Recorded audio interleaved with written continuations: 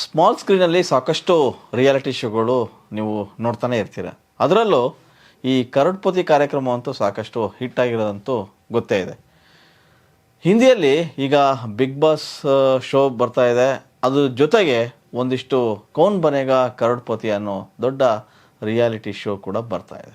So ಅದು ಈಗಾಗಲೇ season 16 ಏನು ಅಮಿತಾಬ್ ಬಚ್ಚನ್ ಇದ್ದಾರೆ, ಅವರು ಆ ಕಾರ್ಯಕ್ರಮನ ಯಶಸ್ವಿಯಾಗಿ ನಡೆಸ್ಕೊಂಡು ಬರ್ತಾ ಇದ್ದಾರೆ. ಈಗ ಈ ಕೌನ್ ಬನೇಗಾ ಕರೋಡ್ಪತಿ ಕಾರ್ಯಕ್ರಮಕ್ಕೆ ಕನ್ನಡದಿಂದ ಒಬ್ಬ ಸ್ಟಾರ್ ಹೋಗ್ತಾ ಇದ್ದಾರೆ ಅನ್ನೋದು ಸುದ್ದಿ. ಹಾಗಾದರೆ ಆ ಸ್ಟಾರ್ ಯಾರು?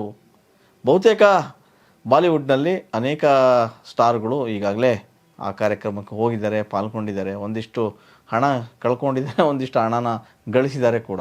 ಆದರೆ ಕನ್ನಡದಿಂದ ಮೊದಲ ಬಾರಿಗೆ ಈಗ ಬಿಗ್ ಬಾಸ್ ನಲ್ಲಿ ಏನಿರ್ತಕ್ಕಂಥ ಸ್ಪರ್ಧಿಗಳು ಬಿಗ್ ಬಾಸಲ್ಲಿ ಹೋದರು, ಹಾಗೆಯೇ ಕನ್ನಡದ ಒಬ್ಬ ಸ್ಟಾರ್ ನಟ ಕೂಡ ಈಗ ಕೌನ್ ಬನೇಗಾ ಕರೋಡ್ಪತಿಗೆ ಹೋಗ್ತಾ ಇದ್ದಾರೆ. ಸೊ ಅಲ್ಲಿ ಕೋಟಿ ಆಟವನ್ನು ಗೆಲ್ತಾರ ಅಥವಾ ಕೋಟಿ ಆಟದಲ್ಲಿ ಯಾವ ರೀತಿ ಆಟವನ್ನು ಆಡ್ತಾರೆ ಅನ್ನೋದನ್ನು ಕಾದು ನೋಡಬೇಕಾಗಿದ್ದಾರೆ. ಹಾಗಾದರೆ ಅಲ್ಲಿಗೆ ಹೋಗ್ತಾ ಇರೋ ಸ್ಟಾರ್ ನಟ ಯಾರು? ಈ ಪ್ರಶ್ನೆಗೆ ಉತ್ತರ ಶಿವರಾಜ್ ಕುಮಾರ್. ಶಿವರಾಜ್ ಕುಮಾರ್ ಅವರು ಈಗ ಹಿಂದಿಯಲ್ಲಿ ಏನು ಬರ್ತಾ ಇದೆ ಸೀಸನ್ 16 ಕೌನ್ ಬನೇಗಾ ಕರೋಡ್ಪತಿ, ಅದನ್ನು ಅಮಿತಾಬ್ ಬಚ್ಚನ್ ಅವರು ನಡೆಸ್ಕೊಡ್ತಾ ಇದ್ದಾರೆ. ಸೊ ಆ ಕಾರ್ಯಕ್ರಮಕ್ಕೆ ಹೋಗ್ತಾ ಇದ್ದಾರೆ ಅನ್ನೋ ಸುದ್ದಿ ಈಗ ಎಲ್ಲ ಕಡೆ ಹರಡಿದೆ. ಎಲ್ಲವೂ ಸರಿಯಾಗಿದ್ದರೆ ಡಿಸೆಂಬರ್ 10ನೇ ತಾರೀಕು ಅಂದರೆ ಇಂದು ಅವರು ಚಿತ್ರೀಕರಣದಲ್ಲಿ ಪಾಲ್ಗೊಳ್ಬೇಕಿತ್ತು. ಆದರೆ ಅಲ್ಲಿ ಅಮಿತಾಬ್ ಬಚ್ಚನ್ ಅವರಿಗೆ ಸ್ವಲ್ಪ ಆರೋಗ್ಯದಲ್ಲಿ ಏರುಪೇರು ಆಗಿದ್ದರಿಂದ ಸೊ ಚಿತ್ರೀಕರಣ ಸ್ಥಗಿತಗೊಳ್ತು, ಹಾಗಾಗಿ ಮುಂದಕ್ಕೆ ಹೋಯಿತು. ಕನ್ನಡದಲ್ಲೂ ಕೂಡ ಕರೋಡ್ಪತಿ ನಡೆಸ್ತಾ ಇತ್ತು, ಕರೋಡ್ಪತಿ ಕೋಟ್ಯಾಧಿಪತಿ ಬರ್ತಾ ಇತ್ತು. ಆ ಕೋಟ್ಯಾಧಿಪತಿ ಕಾರ್ಯಕ್ರಮವನ್ನು ಪುನೀತ್ ರಾಜ್ಕುಮಾರ್ ಅವರು ನಡೆಸ್ಕೊಡ್ತಾ ಇದ್ರು. ಸೊ ಯಶಸ್ವಿಯಾಗಿ 1, 2 ಮತ್ತು 3 ಸೀಸನನ್ನು ನಡೆಸ್ಕೊಂಬಂದರು.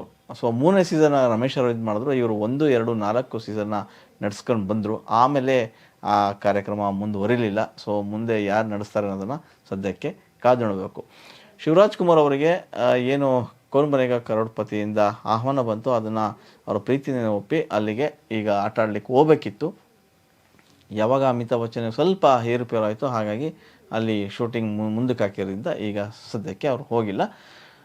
ಈ ನಡುವೆ ಶಿವರಾಜ್ ಕುಮಾರ್ ಅವರಿಗೆ ಅನಾರೋಗ್ಯ ಇರೋದು ಎಲ್ರಿಗೂ ಗೊತ್ತಿದೆ. ಸೊ ಅನಾರೋಗ್ಯದ ಹಿನ್ನೆಲೆಯಲ್ಲಿ ಅವರು ಈಗ ಅಮೇರಿಕಾಗೆ ಶಸ್ತ್ರಚಿಕಿತ್ಸೆಗಾಗಿ ಹೋಗ್ತಾ ಇದ್ದಾರೆ.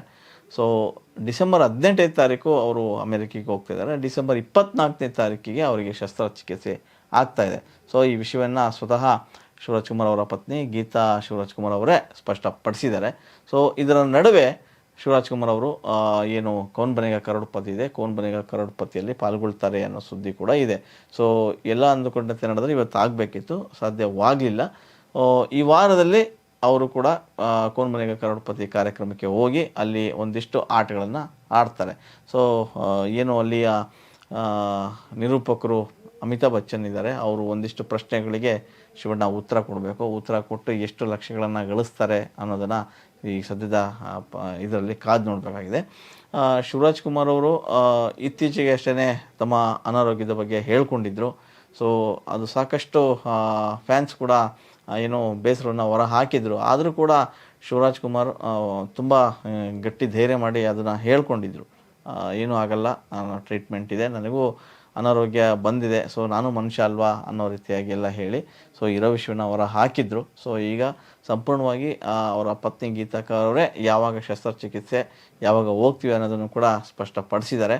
ಅದೇನೇ ಇದ್ದರೂ ಕೂಡ ಶಿವರಾಜ್ ಕುಮಾರ್ ಸ್ಮಾಲ್ ಸ್ಕ್ರೀನಲ್ಲಿ ಸಾಕಷ್ಟು ಕಾರ್ಯಕ್ರಮಗಳಲ್ಲಿ ಮಿಂಚ್ತಾ ಇದ್ದಾರೆ, ಅದು ಎಲ್ರಿಗೂ ಗೊತ್ತು. ಯಾವುದೇ ರಿಯಾಲಿಟಿ ಶೋ ಆಗಲಿ ಕನ್ನಡದ ಖಾಸಗಿ ವಾಹಿನಿಯಲ್ಲಿ ಬರ್ತಾ ಇರ್ತಕ್ಕಂಥ ಒಂದಿಷ್ಟು ರಿಯಾಲಿಟಿ ಶೋಗಳನ್ನು ನಡೆಸ್ಕೊಂಡು ಬರ್ತಾಯಿದ್ರು.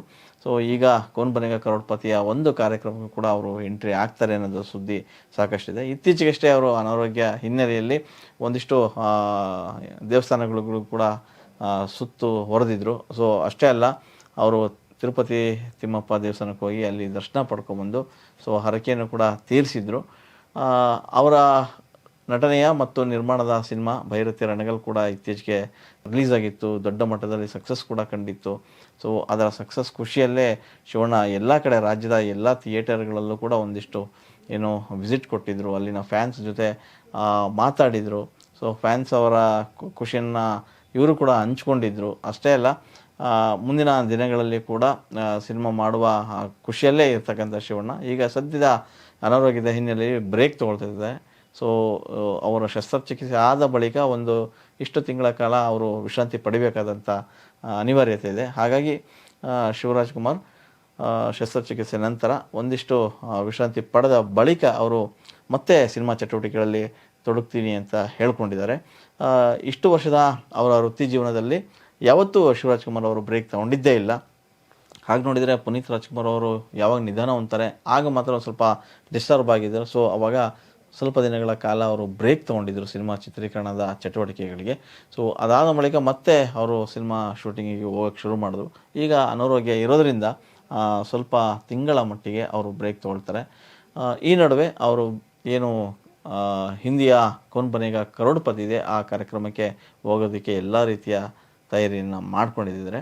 ಸೊ ಇನ್ನು 1 ವಾರದಲ್ಲಿ ಅವರು ಅಮೇರಿಕಕ್ಕೆ ಹೋಗಬೇಕಾಗಿದೆ. ಸೊ ಅದರ ನಡುವೆ ಅಲ್ಲೋಗಿ ಚಿತ್ರೀಕರಣದಲ್ಲಿ ಪಾಲ್ಗೊಳ್ತಾರೆ ಅನ್ನೋ ಸುದ್ದಿ ಎಲ್ಲ ಕಡೆ ಹರಡ್ತಾ ಇದೆ.